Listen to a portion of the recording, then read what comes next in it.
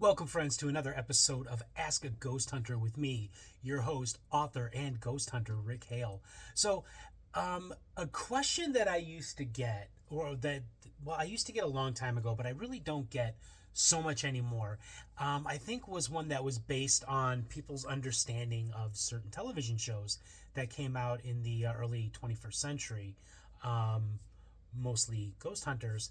The question, like I said, I haven't really gotten recently, but I used to get quite a bit back then, was, hey, Rick, what are your thoughts on this?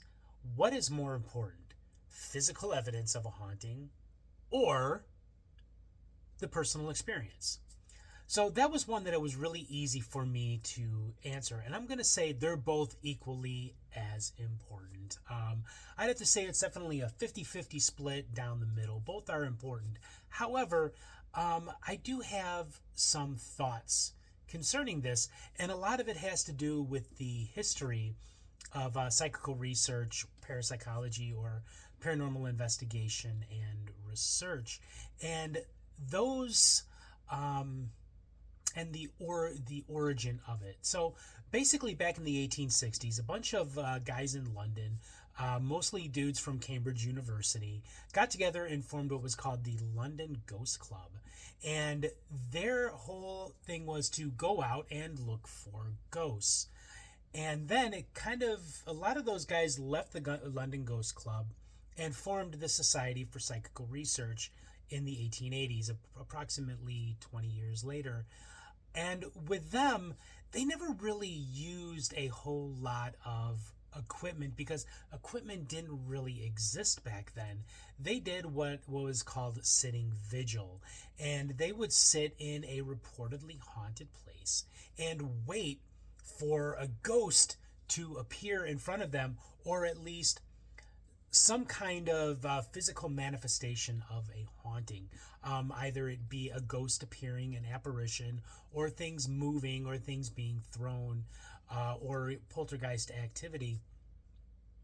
So basically, the early history of psychical research, paranormal investigation, and research really was all about the personal experience. They were there to experience something that, even back then, especially back then, people were told this is not something that is supposed to exist.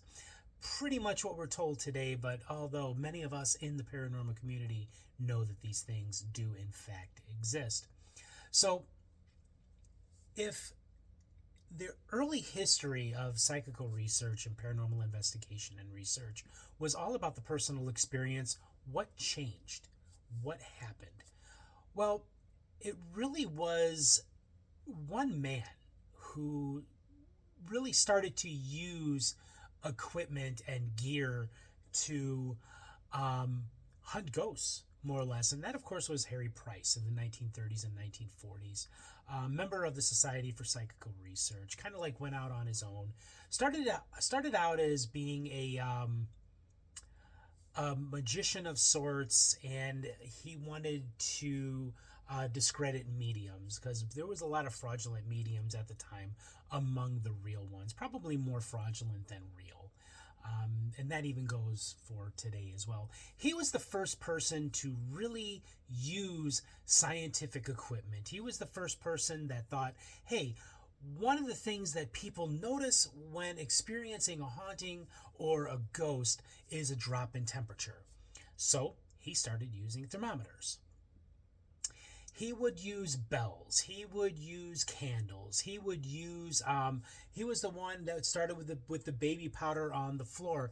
He was the one. He was really looking for physical evidence to support the idea that either that hauntings do exist or they don't exist. So he really is the person that we today can thank for our use of scientific gear and equipment in the field today. But where does that leave the personal experience?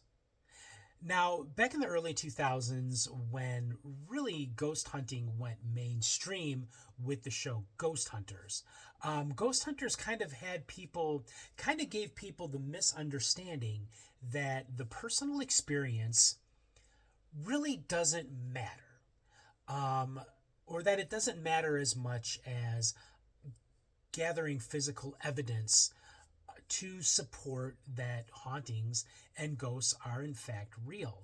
And I think that it was something that was really misunderstood by a lot of people. And even I myself, as an old school ghost hunter, and basically an old school ghost hunter is we were doing this before it was cool. And with ghost hunters, they brought in really impressive gear to try and gather evidence of a haunting, voice recorders, uh, thermal imagers to try and catch the image of something that was, because ghosts are supposed to be colder. EMF detectors, that kind of thing. Videos, cameras, although photography had been used for many, many years in paranormal research and investigation.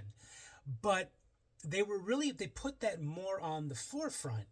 So a lot of people got it into their head that because of this, well, the personal experience doesn't really matter as much anymore. That is something that really can't be further from the truth. And I really don't think that that's what Jay and Grant were going for.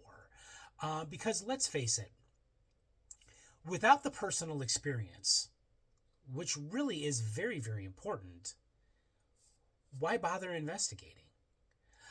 When I saw Mrs. McNett when I was 8 years old, many decades ago, that was a personal experience that really changed my life. And that sparked this interest, this curiosity, this quest to find are ghosts real? I have come to the conclusion that they are. I have come to the conclusion that, ghosts are made very differently. You have apparitions, which is the surviving intelligence of a person who has died. They're able to interact, or a spirit or ghost, which is nothing more than a bubble of sorts caught in time and is able to replay itself when the conditions are right. And really, the personal experience, although personal experience is, although, sorry guys, trying to collect my thoughts here, so I apologize for that. Gathering physical evidence is a great thing, but without the personal experience, without the thing that sparked that interest, that curiosity, why bother investigating? I mean, in all seriousness, it's just becomes you're just out there playing with toys, more or less. And it's that personal experience that is so incredibly important to pushing this field forward into the future. You have a personal experience, you go out, you read books, you investigate. That personal experience is what got you interested in this field and not just some television show. So I think that it's something that we really need to maybe scale back the usage of equipment at times, and maybe just sit like the ghost hunters and paranormal investigators of old, and just sit and wait to see if something happens. Open up your senses, open up your mind, open your eyes, let your nose smell, your ears hear what is going on around you. You may have a lot more luck just having a personal experience than spending 4 or 5 hours setting up equipment throughout a place, because really it's kind of a waste of time after a while. So that's basically all I really have this week. If you have had a personal experience and you want to use equipment, awesome. As long as you had that personal experience, that is what sparked your interest in this field. And really the personal experience, along with having gear that helps you find evidence and collect it and show it to the world, both are equally important. And as always, thank you so much for watching this episode of Ask a Ghost Hunter. And remember, as always, friends, stay spooky. See you next week.